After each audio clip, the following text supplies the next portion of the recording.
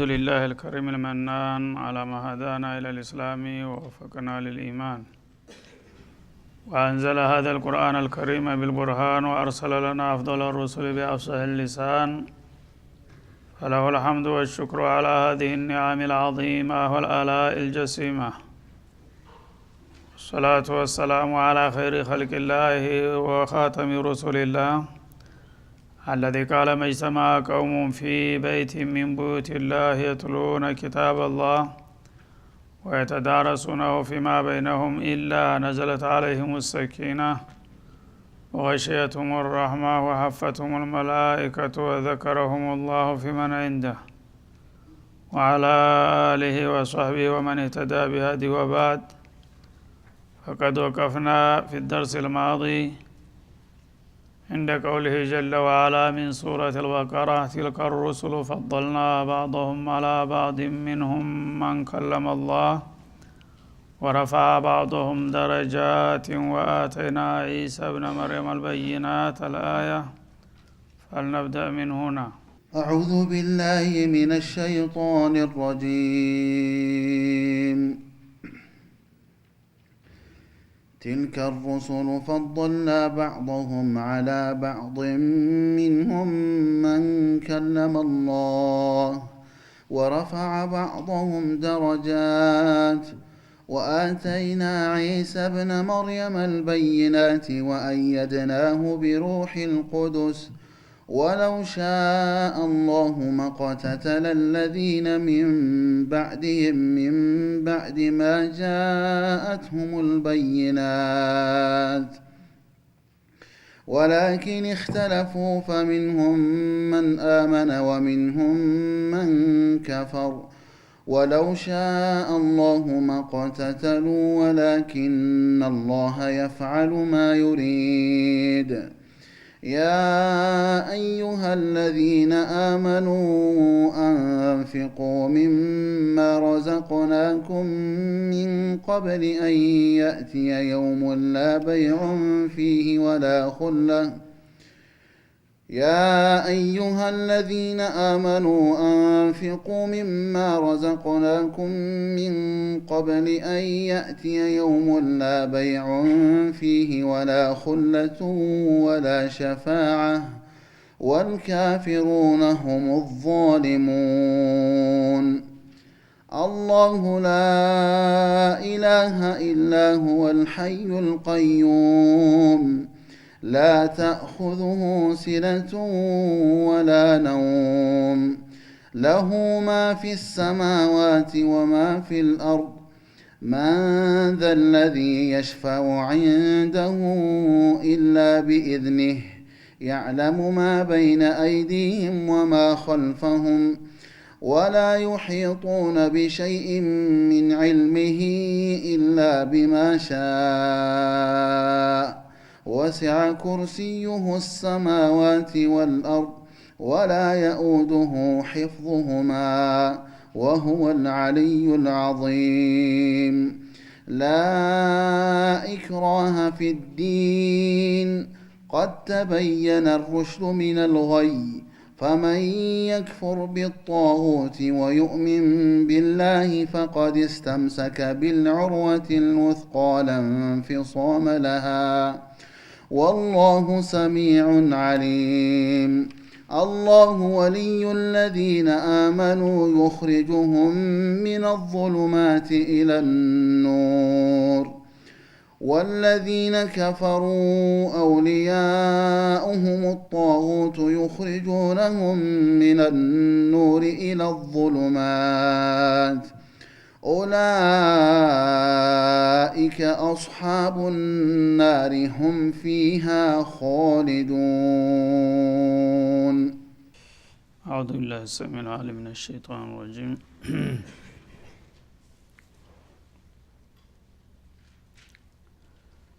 تلك الرسل فضلنا بعضهم على بعض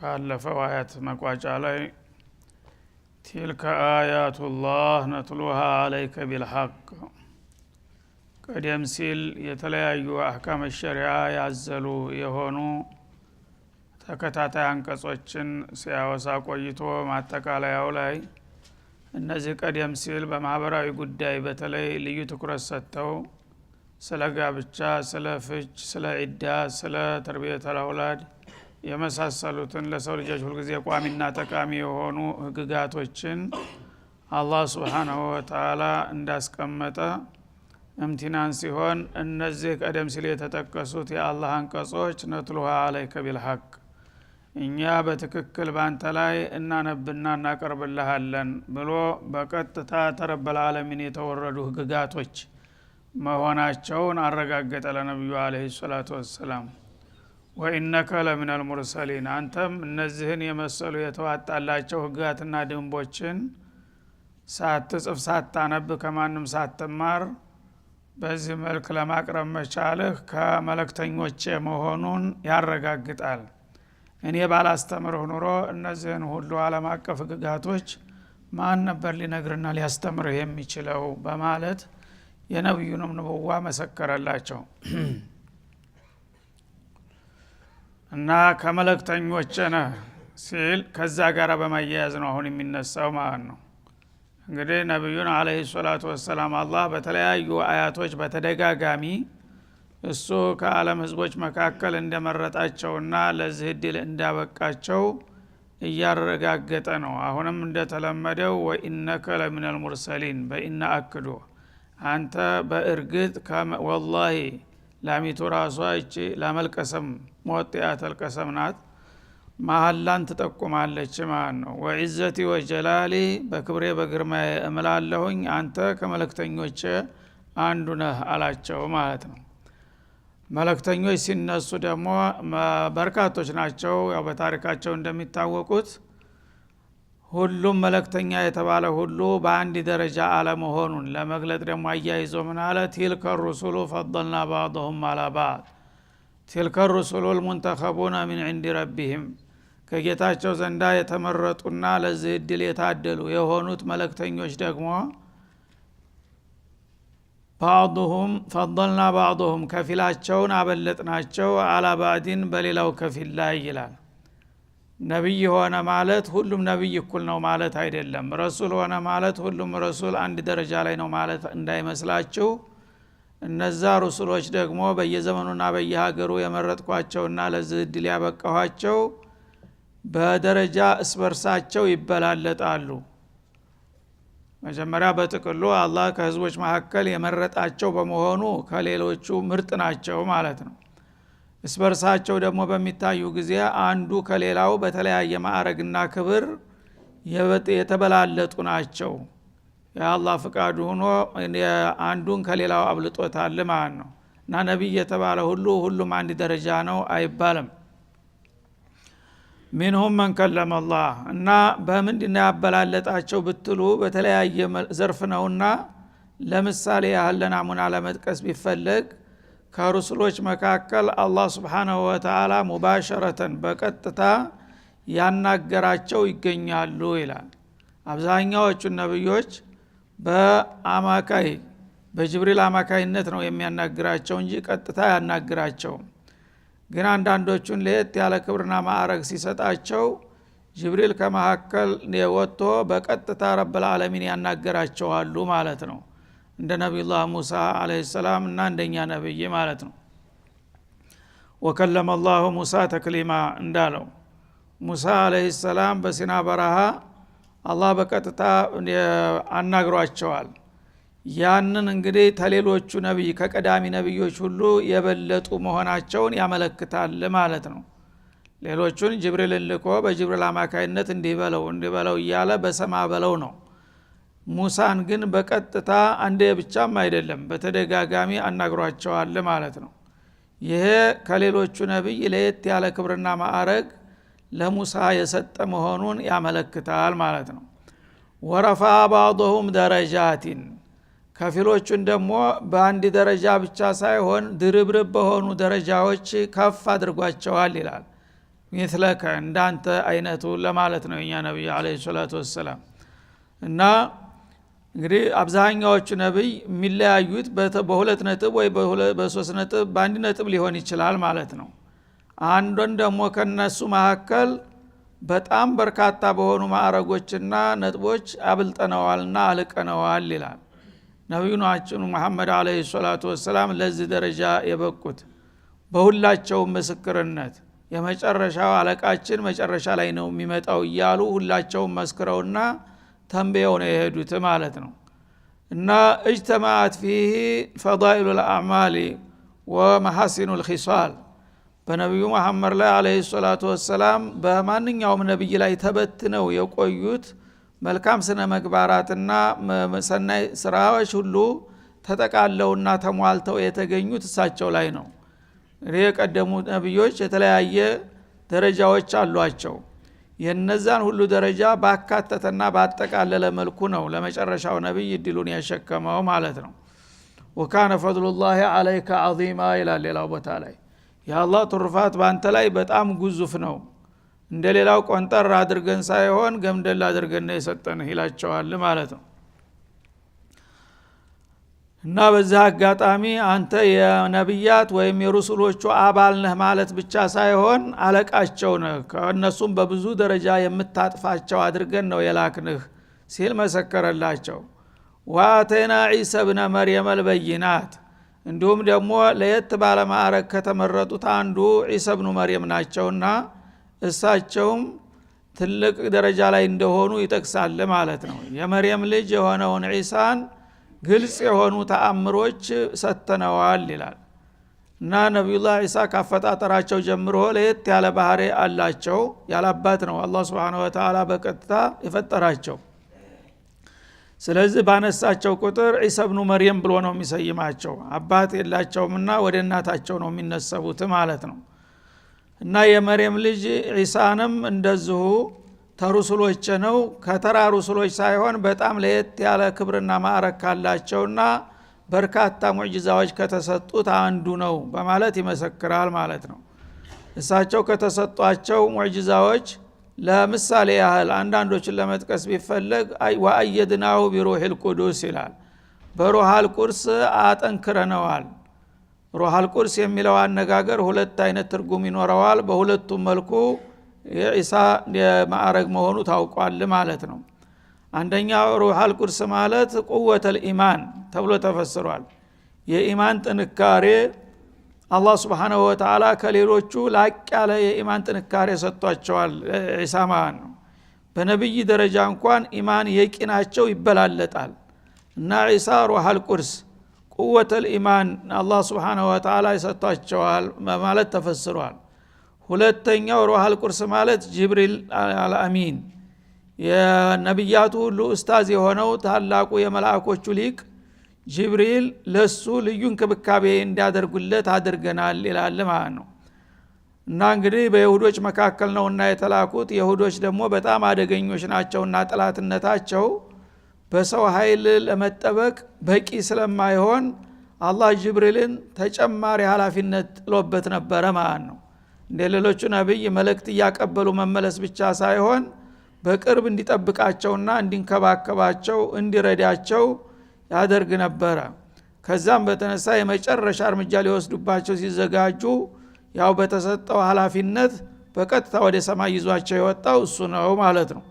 ስለዚህ በታማኙና በታላቁ መላእክታችን እንዲረዳና እንዲደገፍ አድርገነዋል። ይሄንንም ማድረጋችን ለሱ ልዩ ደረጃ ትኩረት የምንሰጠው መሆኑን ያመለክታል። ከዛ በፊት የነበሩ ታላላቅ ነብዮች ጅብሪልን የሚያህል መላእክት ለነሱ ዘብ እንዲቆምላቸው የመደበው የለም ማለት ነው። ምናልባት በተወሰነ ጊዜ ድጋፍ ሊሰጥ ይችላል፣ ግን በቋሚ መልኩ በእንክብካቤ የሚያደርግለት አልነበረም ማለት ነው። እና ሩሃል ቁርስ ማለት ጅብሪል በሁለተኛው ትርጉም ማለት ነው። በጣም አላህ Subhanahu Wa Ta'ala የመረጠውና ያከበረው ፍጹም የአላህ ባለሟልና ቅዱስ የሆነ እንደ መላእክት ለዒሳ ጠባቂና ረዳት ሆኖ መመደብ ማለት የዒሳን ደረጃ ምን ያህል መሆኑን ያመለክታል። ማንኛውንም ተራ መላእክት ቢመድብላቸው ለጥበቃ ይችላል። ትልልቅ መላእክቶች አሉ ሌሎቹ፣ ግን የመላእክቶቹን ሊቅ ቁንጮውን ለዒሳ እንደ ዘብ አድርጎ እንዲጠብቁት ሌት ተቀን አካባቢው ሳትርቅ ጠብቀው ብሎ አላህ መመደቡ ለኢሳ ያለውን ክብርና እንትን የሚገልጥ ነው ማለት ነው። እና በዚህ መልክ ለናሙና ነው አሁን እየጠቀሰ ያለው። ነብያት በብዙ መቶ የሚቆጠሩ ናቸው። እነዛ ሁሉ ነብያቶች አንድ ደረጃ ላይ አይደሉም። ከነሱ ለምሳሌ አንድ ሶስቱን ለናሙና ልጥቀስልህ ማለት እንጂ ሁሉም ነብዮች የራሳቸው የሆነ መለያና የራሳቸው የሆነ ማዕረግ ክብር አላቸው ብሎ ሶስቱን እንደ ምሳሌ ጠቀሳቸው ማለት ነው። ወለው ሻአ አላህ እና አላህ ስብሓንሁ ወተዓላ ቢፈልግ ኑሮ መቅተተለ ለዚነ ሚን ባዕድህም ከእነዚህ ነቢያት በኋላ ቀጥለው የመጡት ህዝቦቻቸው ባልተጋጩና ባልተጋደሉ ነበር ይላል። ሚን ባዕድ ማ ጃአቱሙል በይናት ግልጽ የሆኑ መረጃዎች ከደረሷቸው በኋላ እንግዲህ እነዚህ ነቢያቶች እንደ ነሙዘጅ ናሙና ነው የተጠቀሱት ማለት ነው። ሌሎቹም ነቢያቶች በየጊዜያቸውና በየሀገራቸው እንደዚሁ የማይናቁ ሙዕጂዛዎችና ተአምሮች ነው ይዘው የመጡት። እነዚህ ነቢያቶች ከጌታቸው ዘንዳ የተሰጣቸውን መረጃ ይዘው መጥተው ሐቅና ባጢሉን ኸይርና ሸሩን ኢማንና ኩፍሩን አብጠርጥረው ከነገሩና ካስተማሩ በኋላ የሰው ልጆች በዛ መልክ የተሰጣቸውን መመሪያ በአግባቡ ቢጠቀሙና ቢከተሉት ኑሮ ተዛ በኋላ መጋጨትና እስበርስ መቃረን የሚባል ነገር ባልመጣ ነበር ይላል። ወሳኝ የሆነ መረጃ ይዘው መጥተዋል በጥቅሉ ሁሉም ነብዮች ማለት ነው። እና የነብይ አመራር ያየ ህዝብ ከዛ በኋላ ወንድማማችነቱን ጥሎ ሊጋጭና እስበርሱ ሊጣላ አይጠበቅም ነበር። ግን እንዳለመታደል ሆነና የሰው ልጆች እነዛ ሁሉ ነብያቶች ያን ሁሉ አገልግሎት ሰጥተው ሂደው ዘወር ሲሉለት እንደገና ወደ አውሬነቱ ተመልሶ እስበርሱ ሲባላ ይገኛል የሰው ልጅ ማለት ነው። እና አላህ እንግዲህ ሱብሓነሁ ወተዓላ መሻአቱላህ ሳቢቃናትና የሰው ልጆች ወላ የዛሉነ ሙኽተሊፊን እንዳለው መጋጨታቸው ተፈጥሯዊ ባህሪያቸው ነው። በተለይ የጠባቂና መሪ ከለላቸው በቀላሉ ወዳውኑ ነው ወደ አውሬነት የሚለወጡትና እስበርስ የሚበጣበጡት። ያ ቀደም ሲል ያለፈ የጌታ ውሳኔ ነው። ያ ውሳኔ ባይኖርማ ኑሮ እንደ ነብዮች ትግልና አገልግሎት የሰው ልጆች ከነሱ በኋላ መለያየትና መጋጨት የሚባል ነገር ሊመጣባቸው ባልተጠበቀ ነበር ይላል ማለት ነው።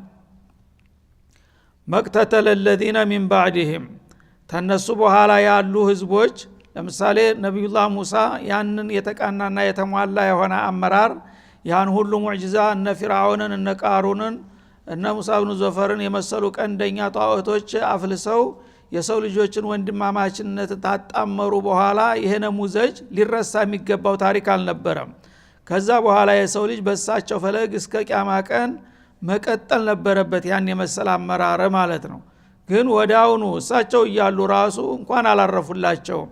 ከዛ እሳቸው ዘወር ሲል ደግሞ ሁሉም ነገር እንዳልነበረ ፈራርሶ ለቀጣው ነብይ ደግሞ ሌላ እንደገና ትግል ተከፈተለት ማለት ነው። እንዲሁ እያለ ያው ዒሳ ደግሞ መጡ። ዒሳም ያን ሁሉ ፍዳቸውን አይተው ከነጭራሹ እንዳውም መሬት ላይ መኖር አቅቷቸው ወደ ሰማይ እስከሚያርጉ ድረስ ሄደ ማለት ነው። ከዛ ነብዩ መሐመድ አለይሂ ሰላቱ ወሰላም መጡ።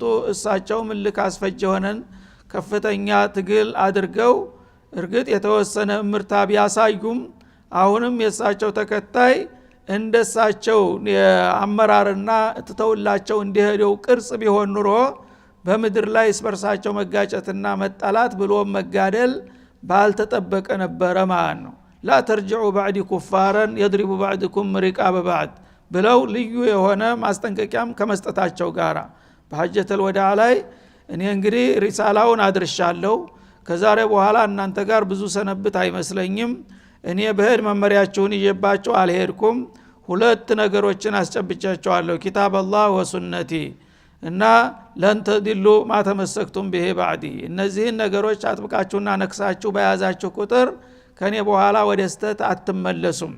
እነዚህን መመሪያዎች ከለቀቃችሁ ግን አሁንም ወደ አውሬነታችሁ ልትመለሱ ትችላላችሁና አደራ ከኔ በኋላ ይህን ሁሉ ድካሜን ከንቱ አድርጋችሁ እንደገና ወደ ለመዳችሁት ከሃዲ ባህሪ እንዳትቀለበሱ። ያ ከሆነ እስበርሳችሁ መጨፋጨፍና መተላለቅ ይቀጥላል ብለው አስጠንቅቀው ነበረ። ያ ሁሉ ማስጠንቀቂያ ጆሮ ዳባ ተብሎ ይኸው ዛሬ ያለበትን ሁኔታ ሁላችሁም የምታዩትና የምታውቁት ነው ማለት ነው። እና የሁሉ ነገር ምንም አደራ ቢባል የአላህ መሺአ ያለፈበት ነገር አይቀርም። اذا جاء القدر عمي البصر ይባላል። አላህ የሰው ልጆችን ሁሉ ጊዜ እንዲመከሩ እንዲዘከሩ ወደ መስመር እንዲመለሱ ያደርጋል። ግን የሰው ልጆች በተፈጥሮ ስሜታቸው ደግሞ ትንሽ ውሃ ታገኙ ያለ ብዙ ጊዜ የተለፋበትን ተጨባጭ መረጃ ትተው እንደገና በሰይጣን መመሪያና ምክር ወደ ኋላ መቀልበሳቸው ያለ ጉዳይ ነው። በዛ መሰረት ተመለሱ እንጂ አለበለዛማ እንደ ነብዮች ጥሮትና እንደ ሰጡት አገልግሎት ቢሆን ኑሮ እስበርስ መጋጨትም ሆነ መጋደል ባልታሰበ ነበር ይላል ማለት ነው። እና በተቻለ መጠን ይሄንን አውቃችሁ አሁንም ከስተታችሁ መመለስና ነብዮቻችሁ ወደ ዘረጉላችሁ መስመር መጠቃለል ይጠበቅባችኋል መዳን ከፈለጋችሁ በዱንያም በአኺራም ማለቱ ነው። من بعد ما جاءتهم البينات በሁሉም ነብያቶች በኩል እነሱ አላህ የመረጣቸውና የመረቃቸው መሆናቸውን ተጨባጭ የሆኑ መረጃዎች እንደገና ከሱ ይዘውላቸው የመጡት መመሪያዎች ለዲናቸውም ለዱንያቸውም ለአካላቸውም ለመንፈሳቸውም ፍቱን የሆኑ መፍትሄዎች መሆናቸውን የሚያረጋግጡ መረጃ ተተጨበጠ በኋላ እንደገና ወደ ኋላ መመለስ ባልተገባቸው ነበር።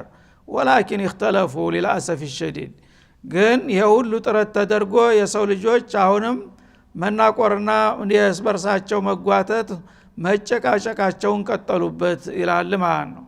فمنهم من آمن እንዴት ብለው ተለያዩ ታልከኝ ከነሱ መካከል ያው እምነትን የተቀበለና የተከተለ ሊቀጥልም የሚሞክር አለ።